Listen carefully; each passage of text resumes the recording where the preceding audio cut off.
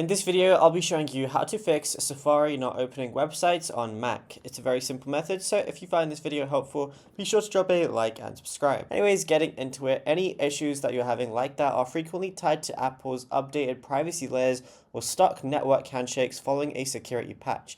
Now, if something like Safari is opening, but pages aren't loading, you gotta follow this troubleshooting guide. So the first thing you want to do is disable iCloud's private relay. So on the top left, what we're going to see is that Apple icon. Go ahead and click on that, and then we want to go over to System Settings. Once you're in System Settings, go ahead and click on your name at the very top, then go over to iCloud. Now, once you're in iCloud, you're going to see a lot of different things, but you're going to see iCloud Plus features. If you have private relay enabled, go ahead and disable it because that is going to be one of the biggest things.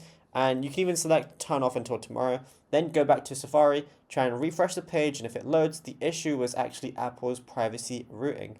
Now, what you could also do is test in a private window. So whenever you go to Safari, so let's say I go over to it right now, what we could do is open up an incognito window. So go over to the top, File, and then do New Private Window, go on the same web page and see if it works there. If it works, that means your standard browser cache is corrupted or an extension is blocking the site. So you should clear the history.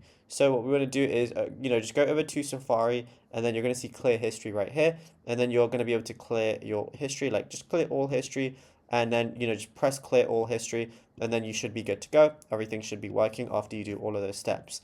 Now, if you found this video helpful, be sure to drop a like and subscribe. And also, be sure to check out all our other tutorials that we've been posting on the channel as well, because there is a lot to go through, and you might find something that you didn't know about yet.